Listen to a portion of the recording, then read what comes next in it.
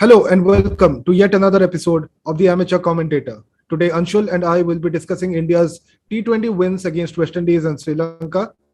We'll be looking forward to how the team is shaping up under Rohit's captaincy and how the team would look in 6 months' time for the T20 World Cup. But before we move ahead with our discussion, I would request all of you to please kindly like, share, subscribe our content, spread the word about the Amateur Commentator. So now I'll take you to Anshul. Anshul, what are your views on the on India's win against West Indies and Sri Lanka? And before that, if you could give a rundown on how the series panned out. Sure. Thanks, Amit. See, I'm really impressed in terms of how the Indian T20 side at least is playing now. Not necessarily only from the team combination, but also in terms of the approach. So we have seen that in the three T20Is, India won against West Indies. Although for a couple of matches the margin may not seem very high, but at the end it's a 2020 match and 17 runs. Also, it's a big margin which India won the third 2020I. First one they won by 6 wickets. And the margin against West Indies was significant. And at least for the third 2020 match, India did not feel it the strongest team they had at their disposal. So that was another factor which I would say is a very strong and a positive note for the team, which is reshaping right now under Rohit Sharma. There are a lot of new faces in the team as comparison to the last World Cup, which was there in UAE. So that is another heartening factor. So because although India were able to win the match by 7 wickets and 6 wickets, but they had close to 3 overs still remaining. And they chased down 185 odd runs with 3 overs remaining. So that is a very strong finish. And similarly, 60 runs is a huge margin for a 2020 match. So I am very much pleased in terms of the performance and the outcomes, what we have seen. But it will be important for India, they have limited number of matches coming up before the 2020 World Cup in 6 months. So they have 5 matches against South Africa. They have 3 matches against England when they will be traveling there during the summer of England.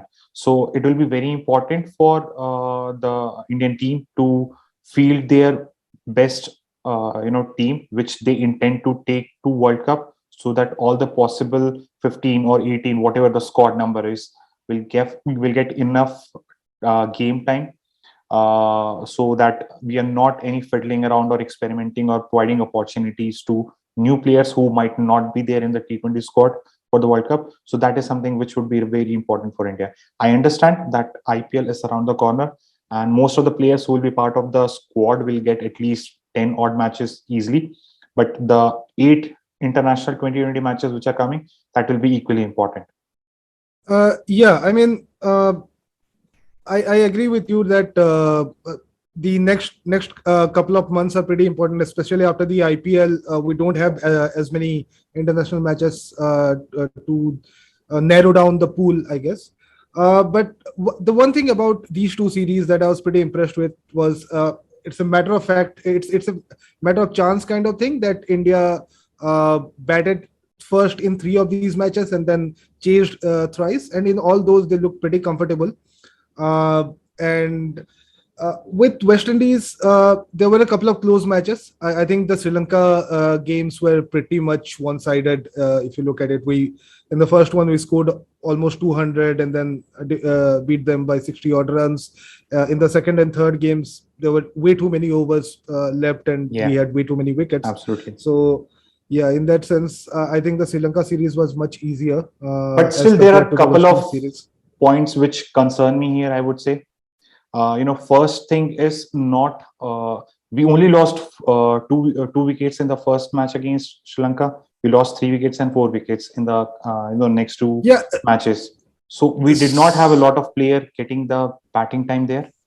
That is one aspect. Yeah, that is the problem that you'll face if you are playing well. I mean, before the 2019 One Day World Cup, we also faced a similar kind of problem where it was basically Kohli, Rohit and Shikhar almost finishing all the games, and then the lower order not getting much. But I think this time around the middle order did get a good hit. I mean, we We saw Shreyas doing well. We saw Sky doing well. Venkatesh Iyer was pretty impressive in the first three games against West Indies. Rishabh scored a 50. Kohli got a good strike before resting for the test matches. So I think all in all, the batting looked pretty decent. The bowling also was kind of good. We did try out Bishnoi. We got Avish. Avish got a second match in a second game in the third of the series in against Sri Lanka. He did well there. So all in all, I would say it was a good thing. Talking about bowling, that was my second concerning point. Most of these matches, the death overs are something which I'm not sure I'm still comfortable at. We are giving way too many runs, even against Sri Lanka. I know the nature of cricket in I think Dharamshala is not very great for the death over bowlers, but even against West Indies in Ahmedabad, that is still a bit of concern for me. I believe that we were not fielding the best possible 11 or the strongest possible 11 for India who will be playing in the World Cup. So I can still take heart there. Yeah, I kind of it's a concern for me. Yeah, I kind of agree on that point. But at the same time, I think this was not as challenging as it could have been. I agree that in the last two games against Sri Lanka, we gave away a lot more runs in that, and in one of those matches we had Bumrah available as well. So. But that I think there are bigger concerns regarding the team and how it is shaping up. I think it's maybe it will be better if we kind of list down what are the concerns we see going forward with the Indian T20 squad, and then how the team can resolve it, maybe with taking the IPL into account and the rest of the international fixtures that we have. So just can you down. So for me, there are a few major questions which we need to answer. First is, who will be the second opening slot? That is my first concern, because we have few options. We have explored Ishan Kishan. We have options like Rituraj Gaikwad. So that is the first option or the problem I would say we have. The second is the middle order. Most of the players who have received opportunity have performed exceedingly well. I would say Shreyas Iyer, Suryakumar Yadav and Venkatesh Iyer, and for that matter, Jadeja as well. So filling up the middle order, either 4-7 or 3-6 based on where the top order lies. The next important factor for me is the spin department. We have given opportunities to Chahal, who has performed decently well. Bishnoi has got received few game. We saw Kuldeep Yadav getting a game, the last final T20 match. So spin is another department when you already have Jadeja at your arsenal, who is fully fit. The next aspect is the fast bowling. Who will partner Jasprit Bumrah? Whether we will be going ahead with two seam bowlers and Venkatesh Iyer and Jadeja as the fifth bowler along with two spinners, or we will be looking at three seamers along with Jadeja and maybe Venkatesh Iyer as proving to be only one additional spinner. So those are the few questions I have from the team combination. And finally, initially, as we spoke about, the approach which Indian team has taken recently in terms of their T20 internationals, that is something which I would like to see, whether they are still going ahead with the same approach what we have seen versus West Indies and Sri Lanka, or were this only the outcome of the conditions which they were being offered. So in a nutshell, these are the few aspects which I want to discuss. So just on the last point first about the approach in the games, I think since our defeat against Pakistan and New Zealand in the World Cup, I think Indian team has, they look like they've changed their approach. They are much more attacking. Initially, it was more like the approach was almost similar to how we approach our one-day games.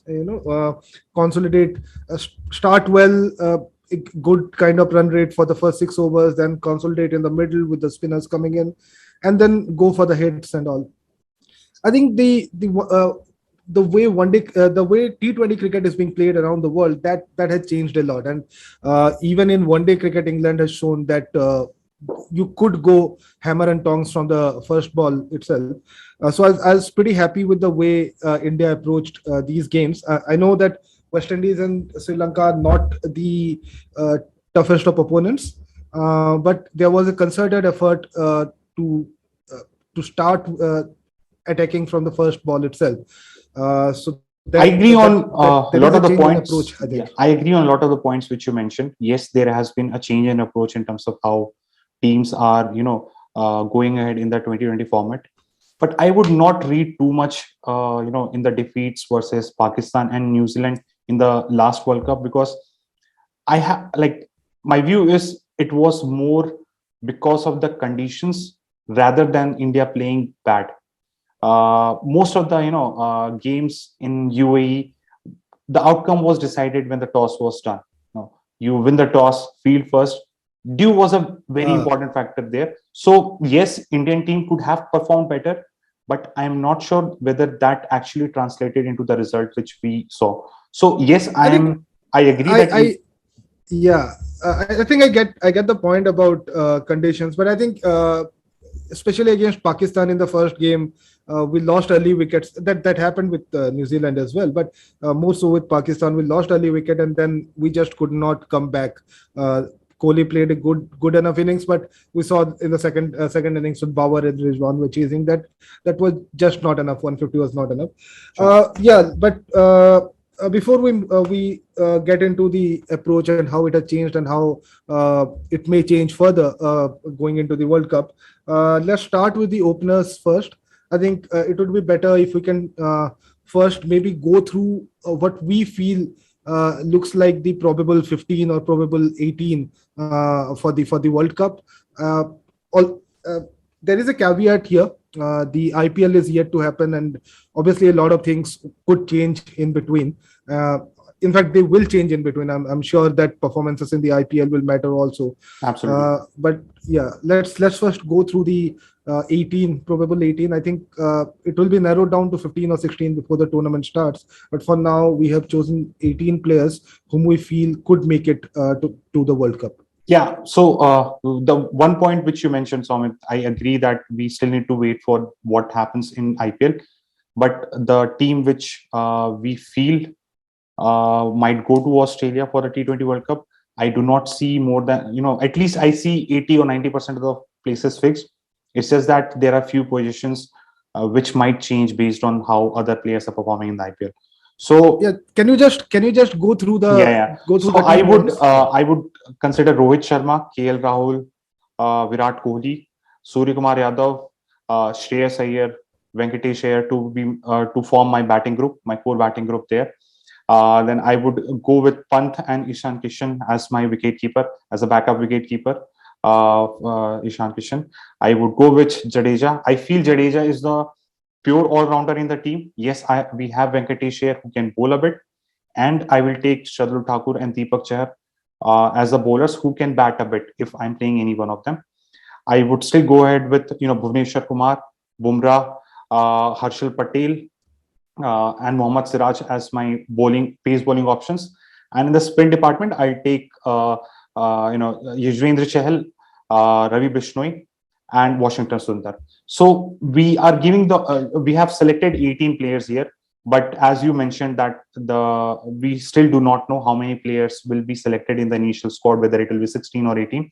So if I need to drop any two of them, I would probably drop Shardul Thakur and Mohammad Siraj to be my 17th and 18th player, because other than those two players, I have still enough players to pick a 11 based on different conditions, whether we would be playing at Melbourne or we would be playing at Adelaide, or depending on the conditions to conditions. I think that Yeah. pretty much sums for me.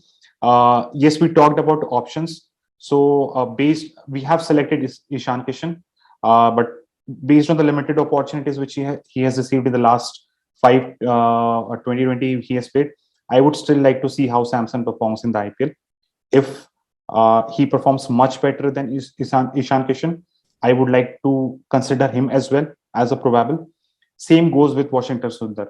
He has been, off the radar because of injuries of late.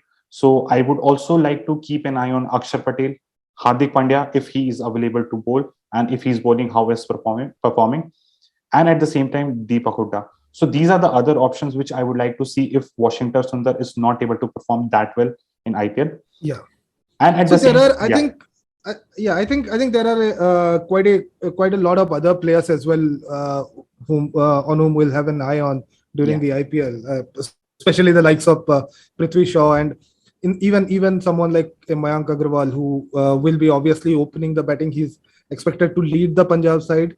So let's see how captaincy affects his batting there. So yeah, you talked about Shaw and Mayank Agarwal. So I think that would be a good point to start. Our first problem statement about the openers. Yes. Yeah, about the second opener. So before the last T20 World Cup, we had the series against England, and in one of those matches, I don't fully remember, but Kohli and Rohit Sharma, both they were the openers, and there were talks that these two could open in UAE as well during the World Cup. Obviously, that didn't happen, and Rahul opened for India. But I think that while we have someone like an Ishan Kishan, while we have someone like KL Rahul in the probables, looking at how Shreyas Iyer has performed in the Sri Lanka series and in the game that he got against West Indies, and it looks like he had changed his approach, the way he plays. There are still question marks over how he will handle pace bowling, but looking at his current form and considering that he is going to be the key for Kolkata, I think he will have a good IPL. So if we are to take Shreyas in the playing 11, I think Virat Kohli as an opener looks a solid choice for me. Kohli has one of the best averages against high pace. He's a very good player. Yes, there are some struggles when it comes to spinners, but in most of the games, in the power play, when you will be getting pacers on, let's take the example of the Pakistan game itself. He played Shaheen pretty well. So I think there is a case here for Kohli and Rohit opening. The other reason why I would like to see Kohli open is because then we'll not have a middle order anchor, and most of them will be hitters, and that is the way I would like to see the team play. So yeah, second opener for me could be Kohli. Obviously, I think Ishan has done fairly well. He has not been great, didn't have a great West Indies series, but against Sri Lanka he looked good. So Ishan is there. KL Rahul is the de facto choice for the opener right now. Absolutely. If he would not have been injured, he would have been the first choice opener. So for me, these are kind of the options: KL, Ishan, and Kohli. But if it were up to me, I would rather pair Kohli with Rohit, and that would actually help bring in Shreyas into the middle order as well for me. Yeah. See, I agree a lot on a lot of points which you spoke about. The other caveat which I would like to bring here is, if Indian team is selecting KL Rahul, considering he is available for selection and based on his performance in the IPL, there are other few people which I would like to see, like Ruturaj Gaikwad, Shikhar Dhawan, and Prithvi Shaw. Now, if these three players have a very good IPL, because all these three players would be playing for a side and they will be opening for their own franchise. And if KL Rahul does not have a very promising season, versus if any one of these or two of these have a very good season, I would not hesitate to replace Rahul with any of these players. Because one thing which I agree is I would also open Virat Kohli along with Rohit Sharma, not because he's a good opener, but this would be a good time to also bring in the second problem statement which we have, which is the middle order. So we talked about Shreyas Iyer, we talked about Suryakumar Yadav, we talked about, and we have seen the performance what Venkatesh Iyer has put here in the series, along not just with his batting but also with his couple of overs of bowling. He picks up wicket as well in crucial times. Absolutely, he has done that. Rishabh Pant would be playing in one of the middle order position, and based on the performance which Shreyas, Sky, and Venkatesh has put forward, it's very difficult to drop either one of them. So along with Pant, I would play these three people. So these would be my four middle order batsmen, followed by Jadeja. He's also fit and he has batted pretty well in a couple of opportunities which received against Sri Lanka. So these people will for me would play from 3 to 7, and that's why I will push Virat Kohli to top order, unless KL Rahul or Prithvi Shaw, or for that matter Ruturaj Gaikwad, which comes up with a amazing season what Virat Kohli had in 2018. Unless that happens, another good thing about like this idea of promoting Kohli is that I'm almost sure that he's going to play as an opener for RCB. He will be playing with Fab, so I think that's quite a good opening pair. Fab has done really well for CSK, and I think at least for the next 2 seasons he will be an asset for RCB. And so him and Kohli will opening for RCB. That also gives Kohli an opportunity to test whether he can really, for not for Kohli but for Rohit and for Rahul Dravid, to see whether Kohli fits in the scheme of things as an opener. Absolutely. Saying that, I mean, KL Rahul has been one of the top scorers in IPL for quite some last 3-4 years now, and I think he has done well enough. So the thing is that KL Rahul, when he's absolutely free and when he starts hitting the ball, I don't think there are many players better than him. But somehow over the last 2 years, at least at Punjab, it looked like Mayank was the aggressor, and KL, there were certain innings where KL played like he plays like the IPL he had in 2018. So 2018 was his breakout year kind of thing. And he played a couple of innings last year also similar to that. But in most of the innings, it was Mayank who was the aggressor. So if it changes at Lucknow, if him and Quinton de Kock form a good partnership, and if Rahul plays well, then I think he will be opening and Kohli will be number 3. And despite all of Shreyas Iyer's heroics in the last couple of series, or particularly in this series, I think he will be the backup middle order player. See, I agree on all those points. But one of the major reasons which I feel what transpired in terms of KL Rahul changing his approach was an added burden of captaincy. So that might have to do a bit in terms of his approach. Since he is the captain of Lucknow team again, I'm not sure if that is something which is going to change. Quite possible that it might change because they will have an entire different coaching staff. So Kumble might have gone with a different approach, and it might have reflected in terms of how Rahul was playing, but it might change. Saying that, I agree that the match in which KL Rahul is performing, he will single-handedly win the match for India. Yeah, but my point here is first over Shreyas Iyer, Suryakumar Yadav, they are performing on a consistent basis. It's not that they will win the match when they are performing. It's that they are performing in every chance they are given. That's why I know what you're saying is true. India might still go ahead with KL Rahul, but it would be very hard for Rohit Sharma or Rahul Dravid, to keep Shreyas Iyer or Suryakumar Yadav, either one of them, out of the team right now. So again, I mean, continuing with the KL Rahul thing, when I looked at the Lucknow squad and the possible 11 that they will play, KL Rahul might play the anchor role there. So they have Quinton de Kock, they have Manish Pandey, then they have Stoinis, Huda, Pandya, Krunal Pandya, and Jason Holder. So of all these people, I think it is quite possible that KL will be playing the anchor role, and I don't need that KL Rahul. I need the KL Rahul of 2018 who goes berserk and can play from first over till the 20th over at a strike rate of 160, 170, 180. Because we have enough anchors. If we require, Rohit can anchor the innings. If we require, Virat can anchor the innings. If we are playing, even to a certain extent, Surya is a pretty good batsman. He can, in the initial stages, if the wickets have fallen, if we are 10 for 3 or 15 for 3, then I think Surya can hold. Shreyas has done that in the last 3 matches. Shreyas has done that. Surya could do it as well. So I don't need. I need a guy who goes hammer and tongs from the first ball itself. And I think, given the right amount of motivation, Kohli could do it. He has. So could Rahul, but Kohli is not the captain of Bangalore this time. He will be playing with much more freedom. He would be much more expressive. With Rahul, as you said, how would the captaincy burden him? It's something that we have to see.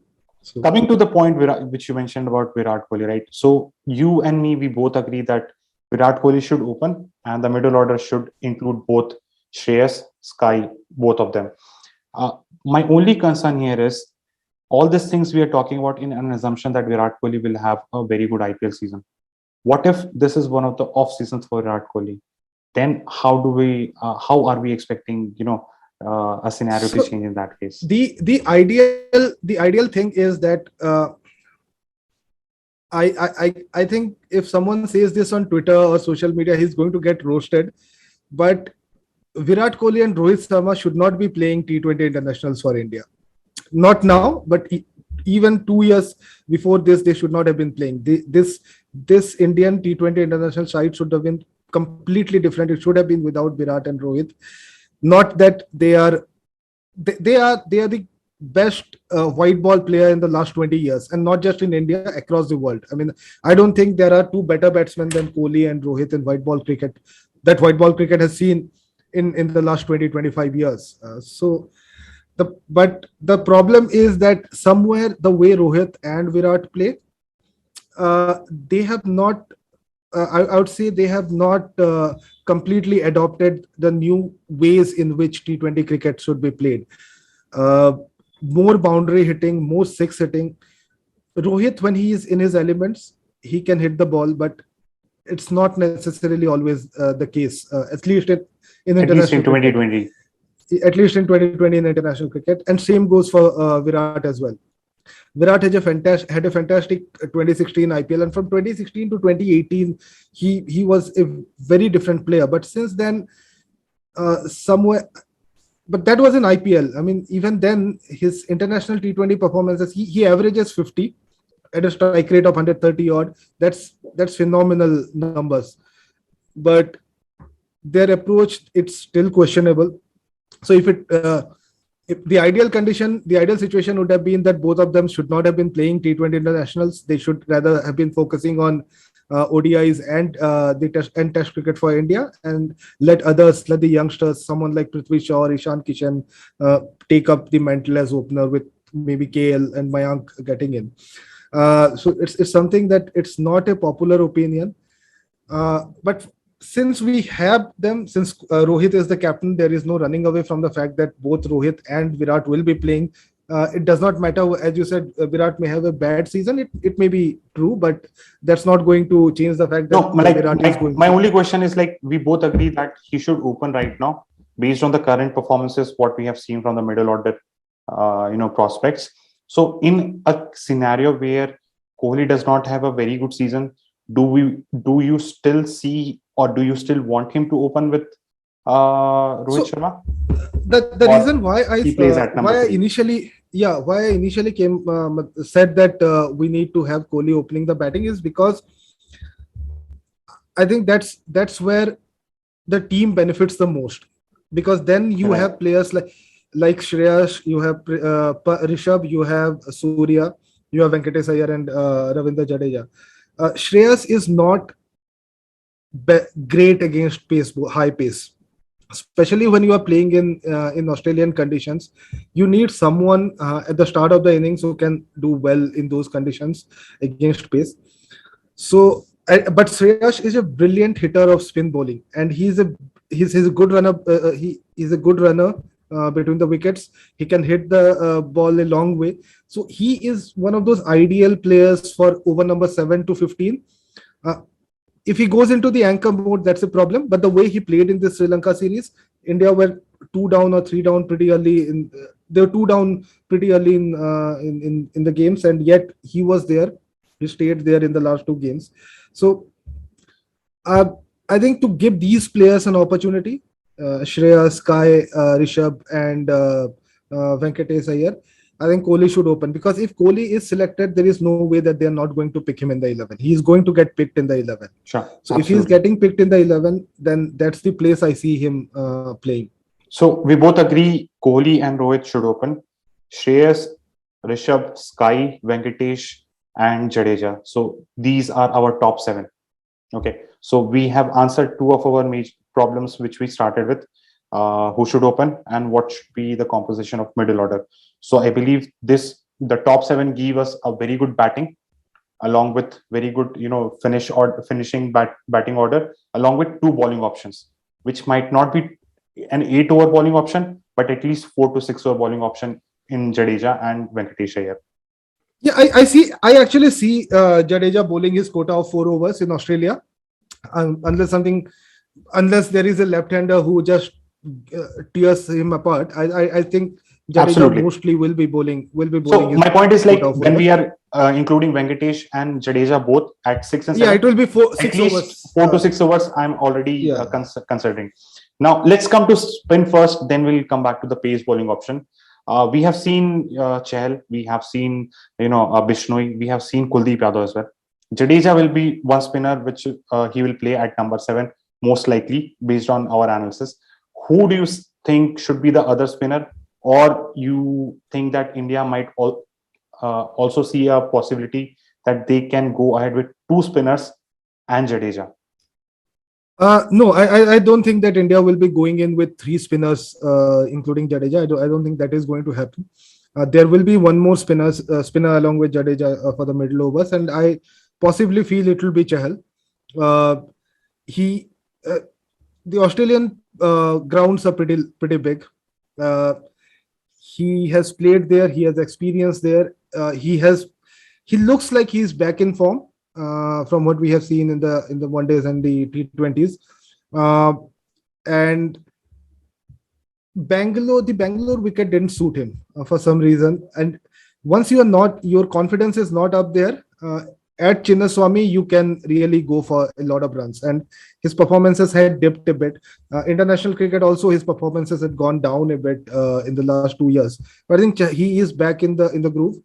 So I feel that Chahal could be the first choice spinner, along with Jadeja. But I'm also pretty impressed with what I saw of Ravi Bishnoi. He's inexperienced. In the first game against England, he gave away 6 odd wides, but yet he had figures of 2 for 17 or something of his 4 West overs. Indies, So he bowled pretty well against West Indies. Sorry, even against Sri Lanka in the last game, he played well. So I think Bishnoi could be a backup to Chahal. Seeing that there are other options, we'll have to see how Ravi Ashwin bowls for Rajasthan Royals. And Chahal would be there along with him. So if they both bowl well in tandem, is there something there? I'm not sure. I don't feel Ashwin has a place in this side, but that could be an option. Again, T20, we saw Kuldeep play against Sri Lanka. I'm not sure that Kuldeep has a place here unless he really performs well against in the IPL for Delhi. The only other name that I could see apart from Bishnoi and Chahal and Ravindra Jadeja is that of Akshar Patel, a spinner, a full-time spinner, not an all-rounder kind of stuff. That would be Akshar Patel. Other than that, there is obviously Washington Sundar is there. There is Deepak Hooda, and there are others. But if Akshar is fit, he will be leading the attack for Delhi. So he is there as well. But in all probability, it is going to be Bishnoi and Chahal who would be in the squad.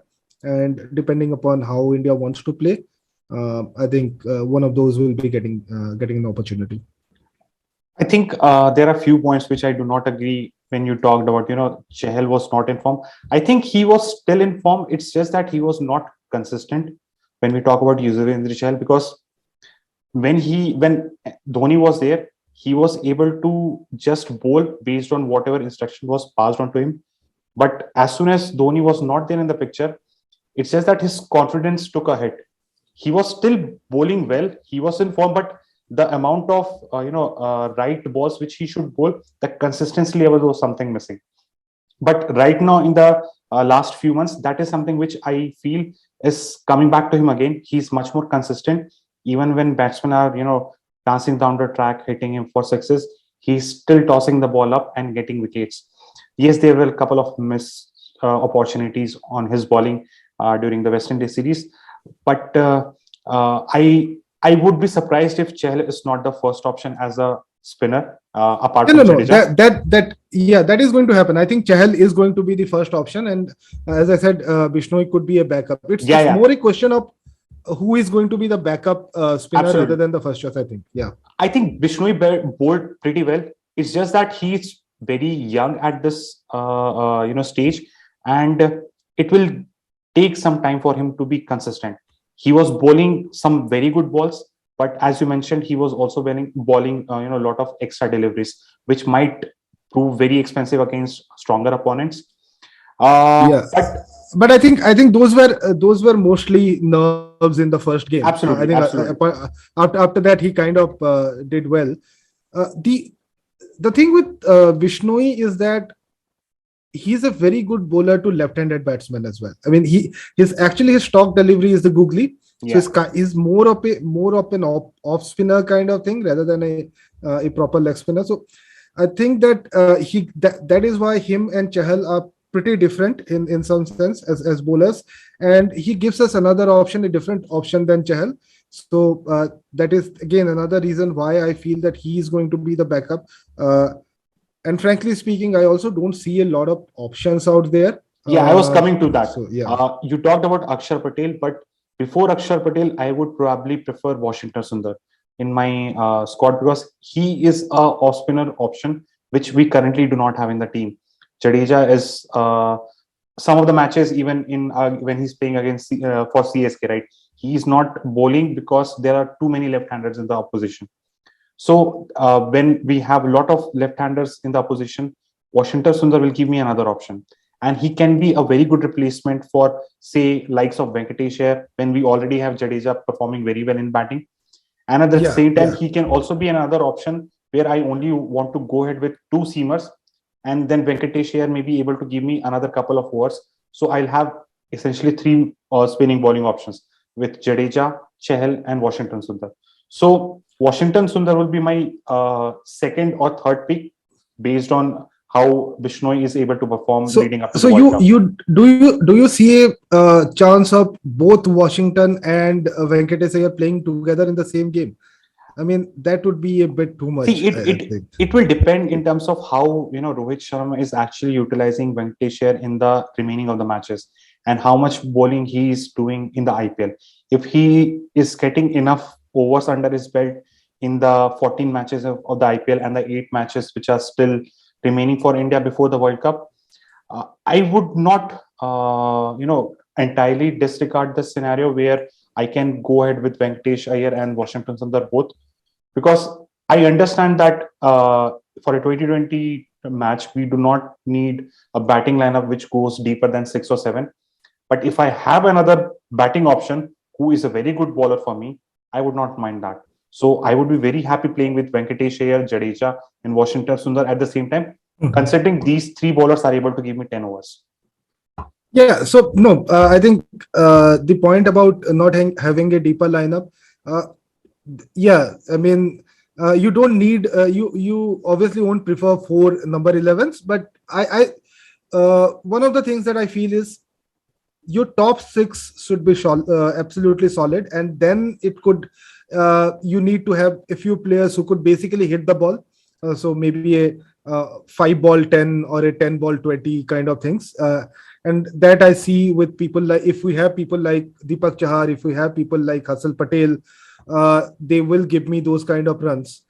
So that is one of the reasons why I don't feel that India would go in with 3 spinners, whether it's Bishnoi or whether it's Washington. I mean, if they go with 3 spinners, there is a possibility that they will go with Washi because he brings that additional batting talent with him. On top of that, he is someone who I can utilize in the power play as well. In the power play as well. So then I will only have to pick one seamer along with Jasprit Bumrah, because I will already have Chahal, and I can utilize the second seamer along with, say, Washington Sundar in the power play, and then I can actually utilize Jasprit Bumrah and using the Chahal in the middle overs, which will be a very handy option for Indian bowling. Yeah, but I would rather see that happening prior to the World Cup and how we perform in those matches rather than it happening in the World Cup. Although in the World Cup that could be a surprise element that the team throws, but I don't think that they are going to go like that.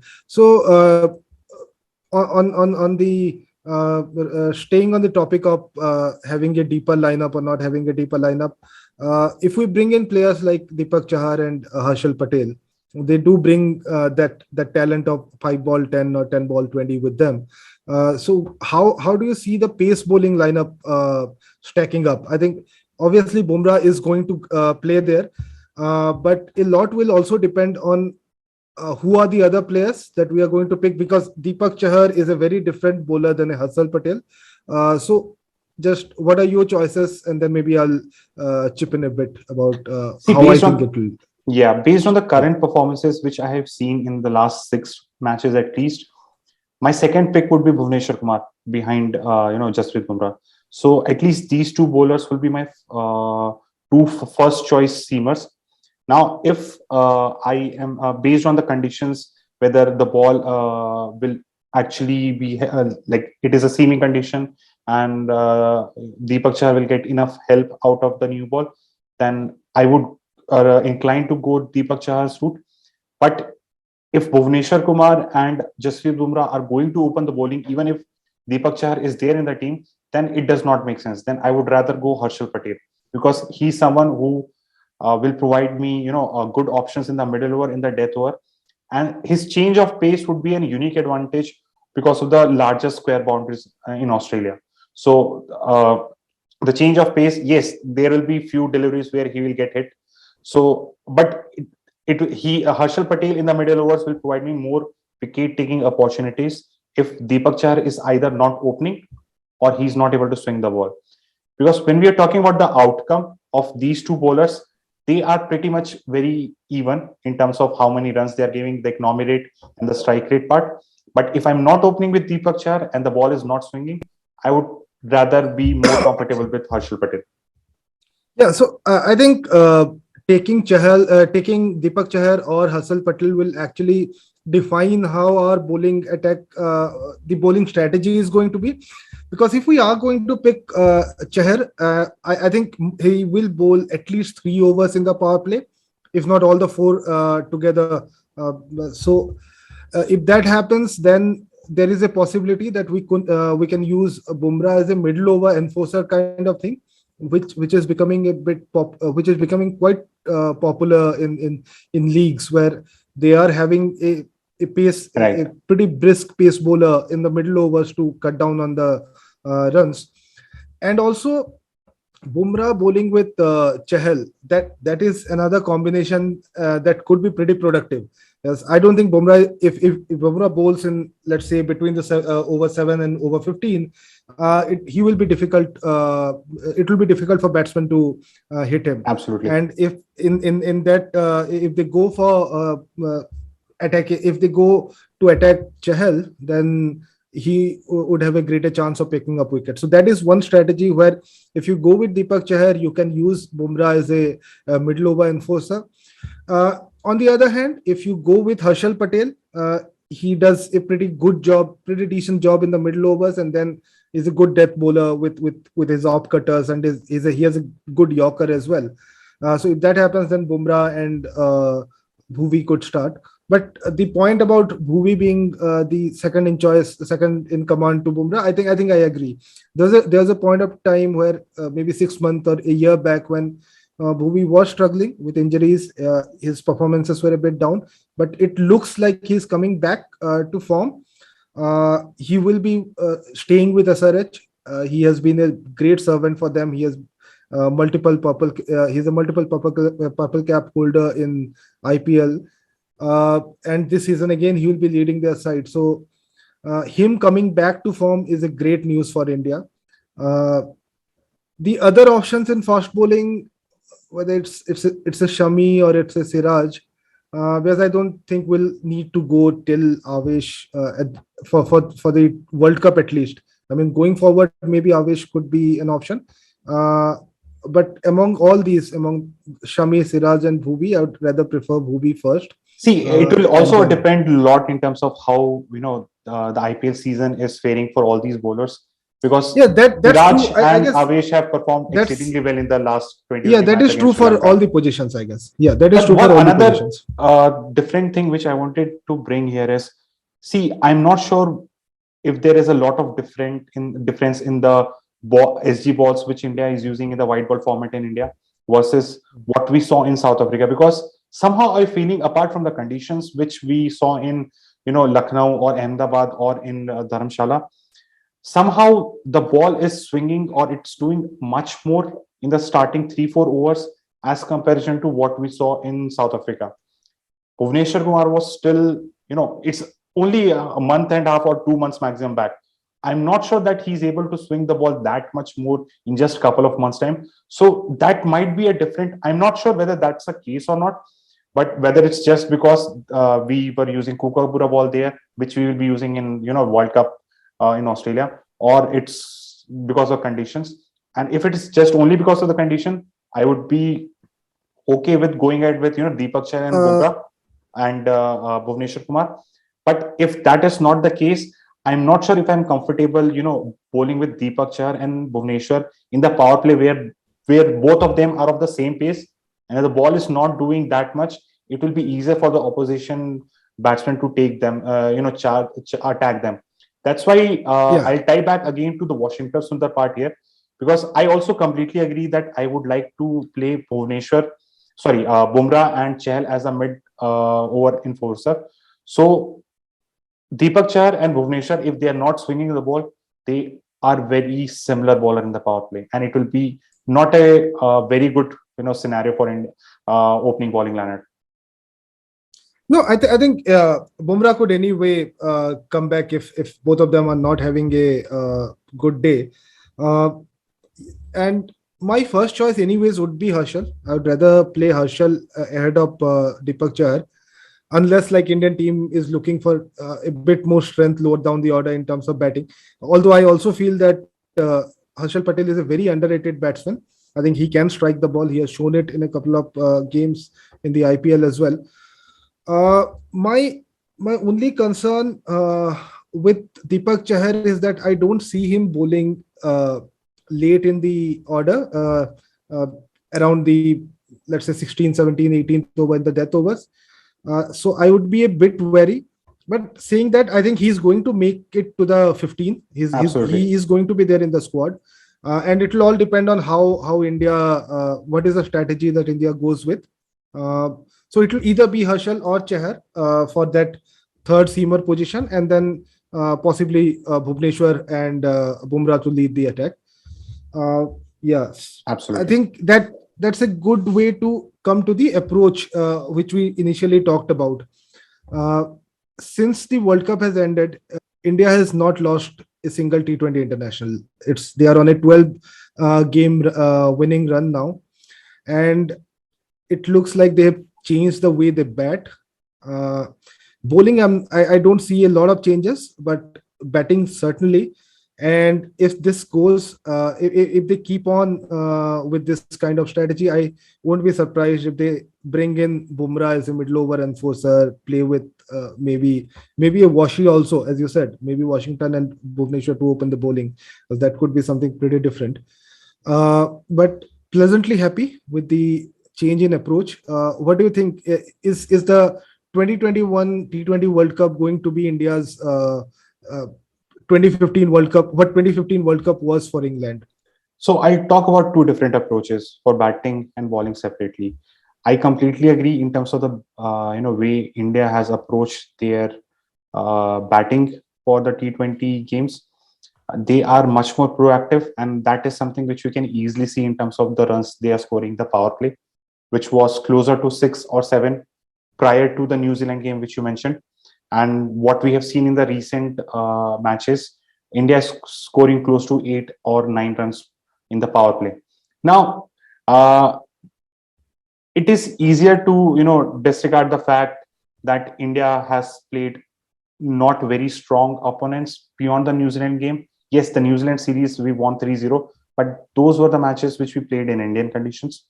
And at the same time, this West Indies team against whom we played, and the Sri Lankan team are not the strongest of the lot currently going around in the T20 circuit. So both are going through transition. Exactly. Yeah, so if the initial phase of the inning is just the outcome of the opponent against whom we are playing, then I would be a bit disappointed. But if that is the way which Indian team has, decided to play, I would be much more comfortable going in that direction. Because at the end, we only have 20 overs. Last 4 overs are something which every team looks to maximize and capitalize the last 4 overs. But we have a very good and strong batting lineup. So no point of holding back in the initial 5-6 overs when you can actually utilize the power play. So yes, I would be much more comfortable if we go out attacking in the initial overs, and if we lose couple of wickets, then we have a lot of batting power to come to consolidate in the middle overs, and then take charge and look to maximize again towards the end of the innings. So that is one aspect which I agree. The second part approach which I want to talk about, which we also mentioned initially, is the death bowling. I do not see a difference in terms of how India is approaching their death bowling. We still have Bumrah, we still have Bhuvneshwar Kumar. Now, the problem why I'm raising this again is Bumrah was playing the second T20I against Sri Lanka as well, and he was expensive. I'm not sure whether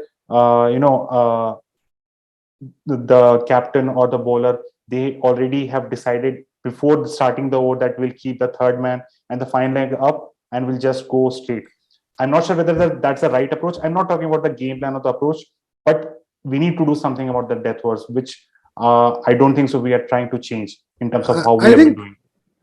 I think that that game against Sri Lanka and how Bumrah gave away a few runs, I think those are bound to happen every once in a while. I don't think that we should read too much into that. I think Bumrah is a pretty he is perhaps the best in the business when it comes to death over.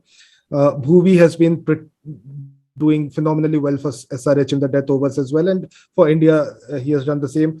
Harshal seems to be, in the last couple of years, he has become a pretty good death bowler, middle over death bowler kind of thing. So yes, as I said, I have not seen a lot of difference in how India bowled prior to the World Cup and now post the World Cup, but there has been certainly a marked difference in how their batting is. Yes. I'd just like to extend a couple of points on the batting thing. If we go by record, we'll see that India has the lowest dot ball percentage in T20 internationals, right?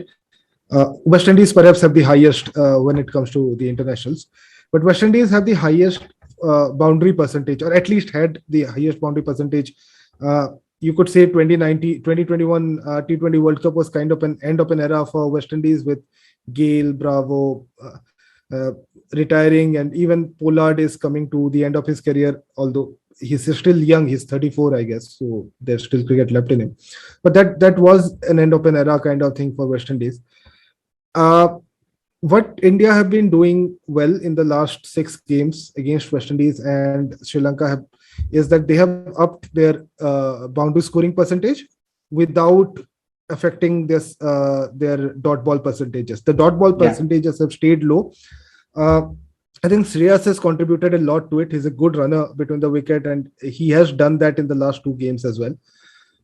If we can do that, if we can keep our dot ball percentages low and increase the boundary percentages, then there's nothing like it. I think it's a win-win situation. But even if the dot ball percentages increase a bit, I would actually like to see India improve substantially on their boundary percentages, more sixes. And that is why I feel having the likes of Pant, Sky, Venkatesh Iyer, Jadeja has looked $1 million in the 2 innings that he has played against Sri Lanka. That's where I think they bring in a lot more value. And that is also one of the reasons why moving Kohli to the top also helps. Yeah, so one point which in the same lines which you're mentioning. So Shreyas Iyer and Suryakumar Yadav are someone which I feel they occupy less dot deliveries. Even if they are not scoring boundaries, they are taking singles or doubles. And at the same time, we have 2 different kind of players before them and after them, which is Rishabh Pant and Venkatesh Iyer, who are much more higher in boundary percentages as comparison to rotating the strike. So that's why I feel these lot of 4 players, and then add in Jadeja, they complement each other in terms of scoring boundaries and rotating the strike at the same time. That's why it is doing well for India. and hence I would like to include Shreyas, Sky both in my playing 11. I think this is a good time to actually put in the squad that we feel India should go with the playing 11. So we have Kohli and Rohit at the top. They will be opening. Shreyas at number 3, Pant at 4, Sky at 5, Venkatesh Iyer at 6, Jadeja at 7, and then either of Deepak Chahar or Harshal Patel, depending upon the strategy that they are going to employ for bowling, and then Bhuvi, Bumrah, and Yajuvendra Chahal. In case they decide to go with Bishnoi, that's fair. That's pretty good. But I think this is going to be a darn strong lineup for every team that is going to play against India. So absolutely, Soumit. Any final words? Yeah. So the problem statements with which we started, the number of questions which we had, I believe we have been able to answer most of the questions, at least with the current squad. I think what matters is that the Indian team answers the question more than us, because we are just sitting here and analyzing on data. Absolutely. And again, as we have already discussed, a lot will also depend in terms of how these players are performing in IPL, or if we are able to see any exceptional performance from any other player whom we have not considered yet. Like the likes of Prithvi or Shikhar Dhawan or Rituraj Gaikwad. I would like to see that. And again, there is one more thing which I believe we will be able to answer that question after the IPL and after the 8 matches of T20 International which is left, is that death bowling. And if there are any other new faces, so probably that is something which we could cover before the World Cup starts. So who are the 3 players that you are looking forward to in the IPL who are not in the current scheme of things, and you feel that they could spring in a surprise in the IPL? I think Mohammad Siraj is one, definitely. Yes, we have considered him in but Siraj is in the scheme of things. So I was thinking more in the line of someone who is not in the scheme of things. I would still like to see how Prithvi Shaw is performing, because although he had a very poor outing in Australia in the test matches, but he's a very good white ball cricketer. And if the strike rate at which he scores is very impressed. I'm very impressed in terms of how he performed in Vijay Hazare. So I would like to see him again performing well. And Delhi has a very strong lineup, so that might help also him, to express himself in the top of the order. So yes, and he will be batting with Warner, So that's So who are the other 2? The second I would like to see is Sanju Samson. Yes, he has played a couple of games here, but I don't see him finding a place in the squad which will be going to Australia, unless Ishan Kishan has a very off season, or Sanju Samson comes up with a very brilliant season. So that is something which I would like to see. Why? Because there was a time around 2007, 2008, just after Rohit Sharma played under 19 for India. We heard a lot about his talent. He's a very talented player, but that particular talent we were only able to see once he started opening the innings for India. So I would place Sanju Samson in the similar category. We have heard a lot about him in terms of his talent. This season is is something where I would like to see the talent corresponds to the results. So Sanju Samson is another player for me. One other player which I would like to see is Sarfaraz Khan. We have seen a lot of, we have heard a lot of him. He has been around the scheme of IPL since quite some time when he was playing for RCB. They also retained him for one season. And now he has performed well in Ranji Trophy season as well. So Sarfaraz Khan is another player which I am very keen to watch in terms of how he's performing. I know irrespective of how his season go, he might not be even considered for the T20 squad for the World Cup. But going ahead, as we talked about, Rohit Sharma is also nearing 34. Virat Kohli is nearing 32. So Sarfaraz is someone whom I consider to be a potential India white ball player, at least initially in the next 3 to 4 years. Talking about Sarfaraz, I think we are the only ones who have been talking about him and propping him up, because I don't see his name coming up a lot in the discussions on about India's T20. I agree. I think the first player that I am looking forward to is Sarfaraz. He has had a brilliant Ranji season till now. His previous season was pretty good, and he has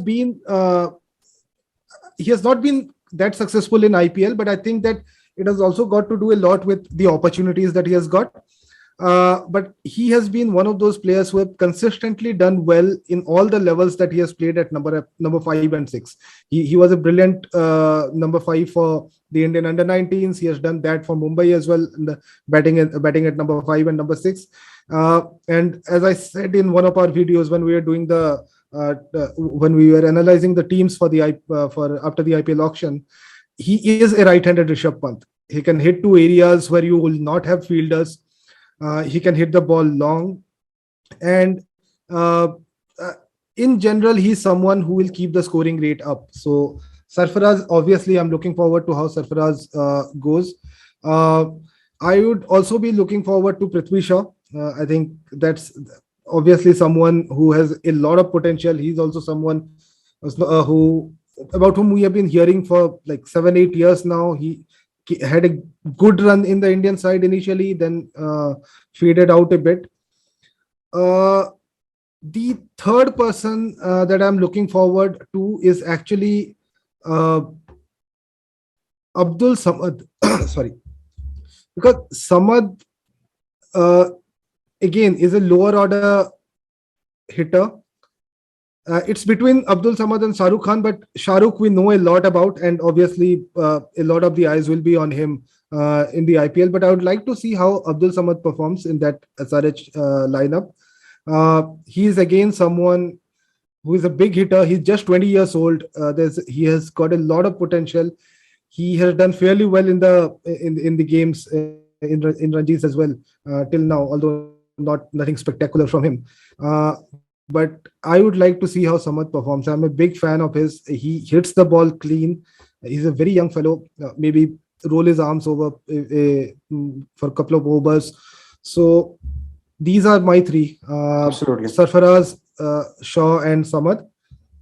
Let's see how they perform. But I think we have covered a lot on the Indian side, which we look forward to for the upcoming World Cup. And this could be the year when we finally win a ICC trophy. So saying that, I think we should bring our episode to a close. Any final message for the audience? No, I think we have talked about a lot of players, and we will be covering many other teams and players before the IPL actually starts. So we will cover every team in detail in terms of what we are expecting out of the season. Those are some other videos which we will bring it to you before the IPL actually starts on 26th of March.